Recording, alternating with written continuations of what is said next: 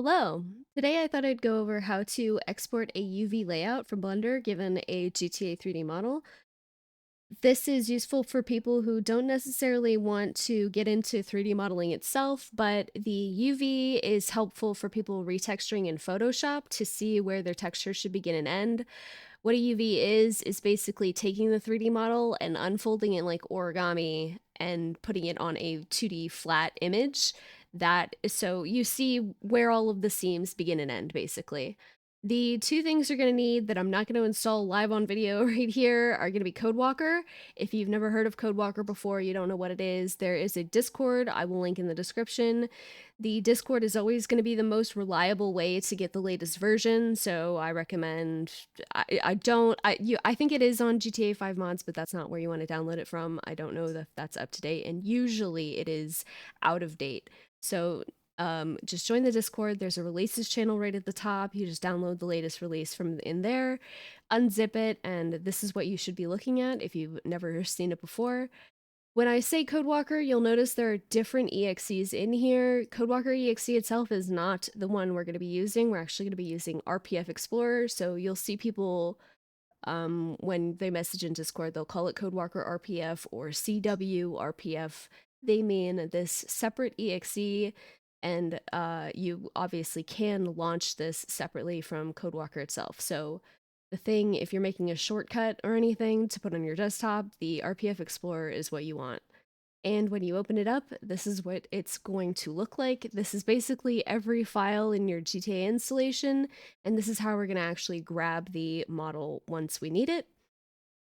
If the other thing to download is going to be Blender, if you're trying to decide what Blender version you need, what you're going to want to look at first then is the plugin that we need to use with Blender to get the GTA model actually inside of Blender. That is going to be sollumz. This again has a Discord if you want to join it, but it is live on GitHub. It's public, so you can just go to the GitHub, and again, I will link this in the description. If you're following the instructions on how to install from the sollumz Discord, you're probably going to be looking at this page. This is going to be the latest release. Just make sure for whatever Blender and whatever sollumz version you're using that the two match up. That's the only important part.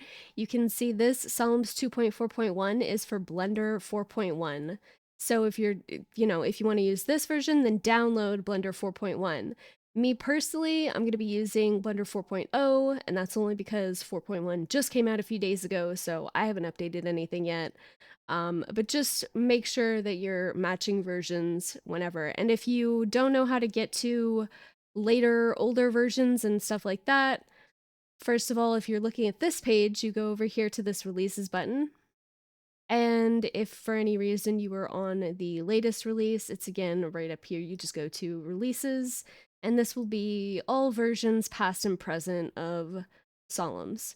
So for whatever version you're downloading, there will be this assets drop down at the bottom. If it's minimized, make sure you expand it. And you're going to be wanting to download this sollumz.zip. Don't worry about the source code. You don't need that. You just want the sollumz.zip. Like I said, I'm going to be using 4.0, so I'm going to be downloading the second oldest, or second newest version of sollumz, which is right here. Just click it, and you'll get a .zip in your downloads, and you just want to leave this as is. The zip is what we're going to directly install into Blender. If you've never installed an add-on before, you don't need to unzip it, you don't need to open it, don't do anything with it, just leave it as a zip file. Okay, so at this point, I'm assuming you have CodeWalker installed, you have sollumz downloaded, and you have Blender installed. So let's actually install sollumz on video, because a lot of people mess this up. Even though we all give the warning not to unzip it, people still mess it up. So you're going to want to open up your Blender. You're going to be greeted by this default scene. It's going to be a camera cube and a light. You can ignore all of that. You want to go up here to the top left and do Edit and Preferences. If you are not on the add-ons tab, then click onto the add-ons and then press this install button and install it from where you just downloaded it. So you can see I have mine right here in my downloads, and you can see I'm just clicking on the sollumz.zip. Again, I cannot stress how important it is to just leave it as a zip. Everyone messes this up, I don't know why, but you're clicking the .zip and you're pressing install add-on. It should install. It will probably autofill this search. I have 2 of them. You can ignore what you're seeing. You should only see 1 of these. I have 2 because I have an edited version that I have made for myself. But all you want to do is just, once you see the sollumz, and if you don't see it, obviously there's this little search bar. You can search for it and just activate it by checking this checkbox right here. So now we have it activated, it's ready to go.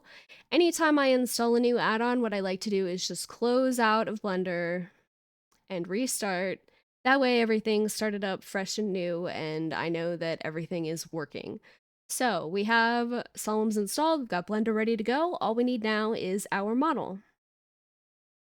There are 2 most common websites to look at for the model that you want to be using.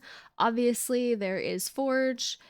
I have purposely logged out so that you can see what this looks like as just a regular user. If you aren't subbed to the Patreon and you don't have any of the filtering options, this is what it will look like for you. Sorry, had a hiccup there. Obviously, if you have a sub, it is going to be much faster to find things because you'll have this model file path unlocked, and you'll know exactly, you can just copy and paste this exact file path in CodeWalker RPF, and it'll take you right to the exact thing that you're looking at here. The other website, and I just want to do this for transparency, there is another website. It is toby.space, and I will link everything that I'm talking about in the description in case anyone's confused. Toby.space is an older website. It does not have the latest DLCs. I think it stops right before the casino heist DLCs. So if you're looking for anything from the newer DLCs, you will not find it. You would have to use Forge. And again, like I said, Forge has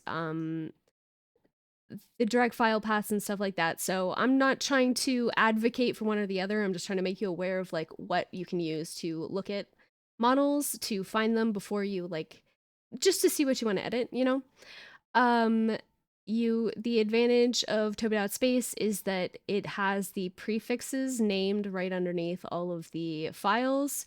So you can, you wouldn't paste this whole thing in CodeWalker RPF. You're just going to want to paste this first part right before you get to basically whatever the component is.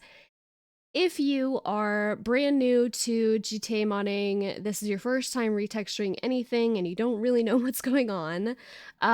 For instance, you don't know that JBib is shirts, lower is pants, task is going to be body armor, and things like that. You don't really know what these categories are. I do have a Wikipedia page I wrote myself. Well, it's a Git book, but you know, wiki page. That you can look at to learn what is what. They aren't always, you know, feet is going to be shoes, so that one's a little more self-explanatory, but there are other ones like bird is masks for some reason. So not all of them are straightforward, and if you don't know them, then you do want to study and understand like what you're trying to find beforehand. Today, I am just going to grab something random, and I'm going to pretend like I want to find it manually, just so that you guys know how to do it. So I'll just take this MP Battle sweater. This is going to be the male version. I know there's a female one. So from the Forge page, all I know is that it is going to be in the MP Battle DLC, and then it's a JBib, obviously. And let's assume I don't have a Patreon sub, and so I don't know the exact file path. Like you see on the Toby.space site, this beginning portion is always going to be the same no matter what you're looking for, as long as you're looking for free mode stuff. So here is the actual prefix that you would use. Oops, sorry, I already had one typed out. This is for M for male and F for female. These two are, it's always going to start with this. Like when you're going to search in CodeWalker RPF Explorer, you can always start your search by typing in either this one for male or this for female. And then whatever it comes on the end here after this final underscore is going to be your DLC name. Except for the MP part. You do want to ignore the MP part. So if I'm searching for something from MP Battle, then I'm going to type Battle at the end here. If I'm searching for something from the Gun Running DLC, I would put in Gun Running. If I'm searching for Heist 3, then you're going to put Heist 3, and so on and so forth. So you can always, and then after you type the DLC at the end here, you can just copy this whole thing, go to CodeWalker RPF, and paste it in the search bar and search for it. So just in case anyone's unfamiliar, they're always going to start off with this to get to the subfolder. It's always going to start off the same way. This is a prefix that you're always going to see over and over again. So I'll say like I'm just looking for this manually. So I am going to type not heist 3, but I want battle. I'm going to press search and we're going to see some folders here, not too many. You might be looking at this and you're like, hey, why are there 4 different folders? What the fuck am I looking at? Great question.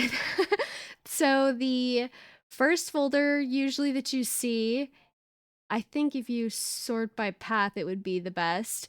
The first folder that you see is going to be the original DLC folder, like when it first came out into the game. That is going to be all of the items from the DLC. And then these other folders, if you look at the path where it says DLC packs / MP Battle, instead of the MP Battle, it will have these patch days. So this is whenever they put out a hotfix after the DLC came out, and for whatever reason they needed to change a model, they would put out these patch days. So these are like edited versions of whatever. You can see here, this is a Feat 002. For whatever reason, when these first came out, they were bugged in some way, and so they came out with this patch day. And for whatever you're going to be editing, you do want to grab the latest version. So that is where Forge has the advantage, because this model file path here will show you the latest of whatever it is. It will tell you, like if it is in a patch day folder that's been patched, it will say that in the file path. So that is the advantage. Otherwise, if you're just looking for it manually, you can either just quickly go through these and just see that was an axe, this is Feat 2, and obviously there's a back button here as well. And this is JBib 7 and 8. And I don't think either one of these are going to be the sweater. Okay, perfect. So I know that my sweater that I'm looking for is going to be in the original DLC folder. And so, like I said, that's just to grab the latest version of whatever you're working on. And it is important because I have seen them mess up, especially the UV layout that we're going to be looking at. They have messed it up before and then needed to fix it. So you always want to grab the latest so you don't have anything messed up in game. I don't know which JBib this is. And if you're doing it manually, this is what you're just going to be doing. You're just going to be looking through these. Is that it? I think it is. Let me see if this is JBib 4. Let me just scroll down and get the texture. Yes, okay, perfect. So we have found our model relatively quickly. And this is, again, like I said, if you were doing it completely manually from the beginning. So what we want now that I know it's jbib4 is I'm going to go up to the model itself, and it's going to be this jbib4 underscore u.ydd. This could also be underscore r if you're using, especially if you're looking at pants, they tend to be either or. Doesn't matter what the ending is as long as you're grabbing the YDD itself. So we're going to right click and then export XML. I have set up a little project folder for this, so I'm just going to export to my folder. And then the other thing I want is one of the textures just for a baseline to edit. Ooh, I chose something that was very patterned. I'll just go with the first one. It doesn't really matter to me. So I will just right click on the AUni, export XML to the same folder. And now we're ready to bring it into Blender. So if you don't have Blender open, make sure that you open it. You can delete from over here.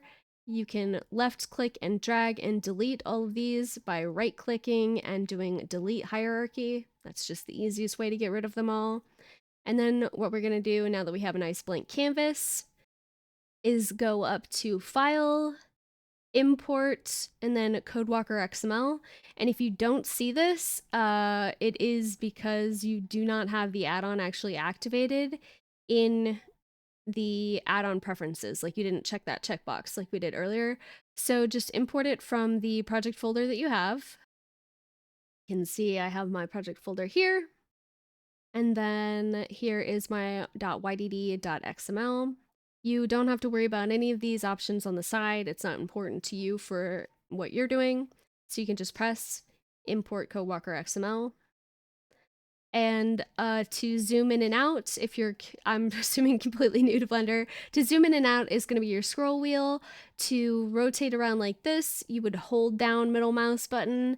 And if you want to pan like this, you would hold down shift.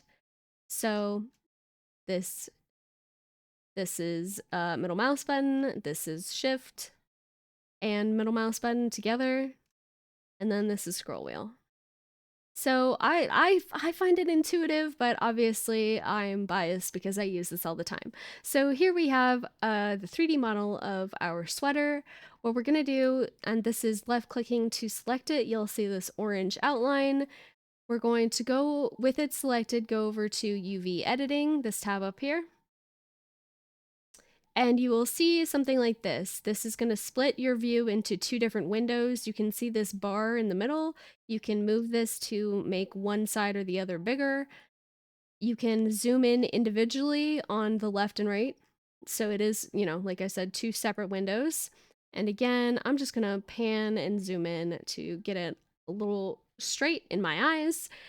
And so what you're looking at on the left here is your UV layout. This is what this looks like if you look at the texture that we exported.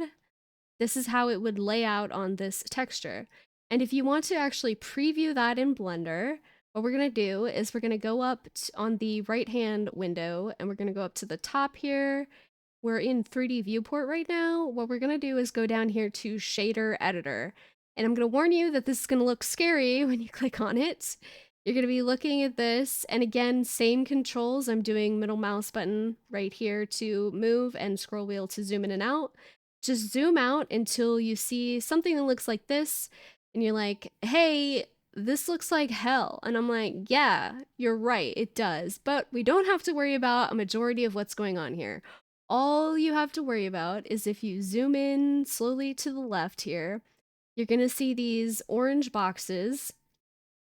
And what you're looking for in particular is this orange box that says Diffuse Sampler. The diffuse image is basically the texture that you, like, that's the texture that everybody thinks is the texture in game. So the thing that looks colors and patterns and all that, like what you see first and foremost with your eyeballs, that's called the diffuse image. So to preview what we have is we just want to link up this diffuse sampler with the texture that we exported. So go ahead and click on the X and then click open and go to your project folder. And you might be looking, this is probably what your project folder looks like. And it's just this subfolder we have in here called jbib whatever auni. And you'll see this DDS file, and that is our texture. So just open image. You can see it already popping in on the UV. If you don't see it, that's okay. You're still okay. Don't worry if you don't see it on the left. Just go up to the top, go back to 3D viewport, and you're looking at the right hand side and you're like, hey, ain't shit changed. And I'm like, you're right. So what we want to do here is, depending on your screen size, I know for mine, I'm on 1440, so I have to scooch mine over a little. I scoot that window over, and what I want is this drop down arrow on the right. It's called the shading button.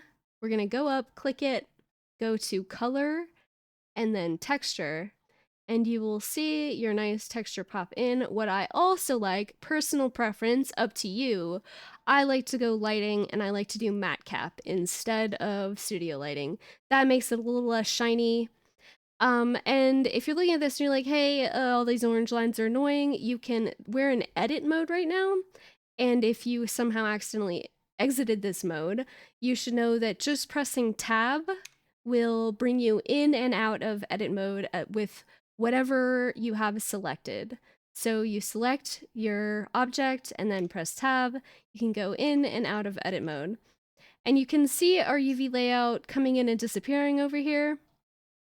The other thing I would suggest is going up top left here and pressing this little button that has two arrows going separate ways. This is UV sync selection. This means that even if you are in edit mode but you don't have it selected, you can still see the UV layout. You can see if I turn this off and I don't have this selected, it won't show anything, and it will show, if I do have a piece of it selected, it will only show the piece I have selected over here. With UV sync selection on, we can see the whole thing, and then the piece that I have selected is in orange. And you might be wondering why it's grabbing these pieces down here. That's usually because it's like connected. Like, first of all, I don't I don't know what Rockstar is doing with this. Oh, I think they just overlapped. I guess all of the hem is just smushed down here. This is their choice. Their artistic choices. You won't always, I feel like I picked a bad model. I'm having regrets, but you won't, sometimes you will see that. I guess is a good example. Sometimes you will and sometimes you won't see this. This is just an easy way usually to save space, is if you have something on a 3D model and it's going to be the same texture over and over again. For instance, you can see up here, I think this is a button where, oh no, this is the inside of the shirt. Okay, that's a weird tiny spot for it, but I'm not judging. Usually what you would see, this stacked up stuff like this, is for buttons. Like, they're all gonna look the same, so you don't need to have 7 circles all spread out across your image. So it's just like a space saving thing. And you can see they did that for the inside. I guess all of the inside is just going to look the same. So when you're looking at this is actually like several different all of these circles over here all piled on top of each other, and that will happen. So just so you know, it's not too important for when you're texturing. I think that doesn't change too much, other than you just need to be aware of it. I will tell you that when you're retexturing, the limit of what you can do, you can't move the UV without actually editing the 3D model itself and having to learn like basically all the 3D modeling steps. So, what you're seeing over here is what you're going to get as far as that goes. Like, you can't move these and expect it to be moved in game. It does have to be where you see it in Blender. So that's your only hindrance, I guess. But otherwise, now that we see our shirt, we see our UV model, hey, how do I get this out? You can just select everything, and to select everything, you're just going to press your A as in Apple key. So you can see I have nothing, and then it will just select all for me. You're going to go up here to UV, and then export UV layout, and I will just export it to that folder that so here I am, and this is my project folder, and I'll just name it uv.png and just press export UV layout. And without anything else, you're done. You're good to go. You have your UV layout ready to go. And here it is. Here's what it looks like. You can see there's a little bit of some mess going on. Really, when it's stacked on top of each other like this, you just have to know like basically where the outside most piece is. And you can use this as your layout for texturing. The one thing I will say is if you can, as long as your computer can handle it, if you can keep Blender running while you're also doing whatever in Photoshop, I would actually keep Blender open, or alternatively, you can just kind of keep track ahead of time, I guess, if you wanted to label the UV in any way, in Photoshop or whatever. The advantage of leaving it open as you work on your texture is you can refer back to this while you're working, because you might be looking at this, you might say, okay, yeah, I see this UV layout, like where it begins and ends, but like these two sleeves up here, which sleeve is my left sleeve and which is the right? Well, if you have Blender open, you can just sit here and drag, drag around, select, and you can say, oh, okay, now I see that this is my left sleeve. And you can go over here and you can go, oh, okay, now I see this is my right sleeve over here. Which one is the front and back? I don't know. Let me just select. Okay, that's my front piece. So it's just easy when you're working to kind of like see what you're looking at. It's a helpful tool for your texturing purposes. The other thing I want to show you, this is a little bit extra, so if you're tired of watching, I see this is 25 minutes already. Sorry, I talk a lot. But if you do want to preview your changes in Blender, you can do that. What we're gonna do, I'm gonna press tab and exit out of object mode. Let me get set up with the texture in Photoshop. Okay, so just really quickly, I want to show you, here I have my UV layout. I'm going to overlay it over this so I know where everything begins and ends. Great. Okay, and so then what I want to do is maybe, I'll just change the hue of the base, and then let's also just, I don't know, put some hideous text here. And I'll put test all across the front. And of course, it's helpful to me to know, oh, look, here's, exactly where my front piece is. So that's great. I love that. That is exactly what I wanted. Let me just merge these down. I'll get rid of this and then export this texture. So here we go, export. And then, so now I have like my edited PNG, and I want just a quick preview of what this is going to look like on the 3D model itself. What you can do is exactly what we did before. You can, woo, I don't know what that button is. Oh, I'm scared. Okay, so never touched that button before in my life. So just select your object, go up again from 3D viewport, go to shader editor. Here you should already be zoomed in from earlier to your diffuse sampler, and just press the X, press open, and grab your image. So you can see here is my test image. Open, and don't worry if you don't see it on the left yet. Go back to 3D viewport, and you can see in your 3D viewport it has changed. If you just, with your object selected, press tab to go back into edit mode, you can see it update on the UV side as well. And so now you can see my beautiful test text plastered across the front of this with a disgusting green inside. That's great. I love this shirt so much now, and I'm ready to use this in game. Otherwise, I think that's it. I think that's all I wanted to show. I hope this went slow enough for even absolute beginners. I hope there's no major questions, but obviously if there is, I will keep the comments open. Yeah, that's how you get a UV layout to use for your texturing purposes. Have fun, have a great day, goodbye.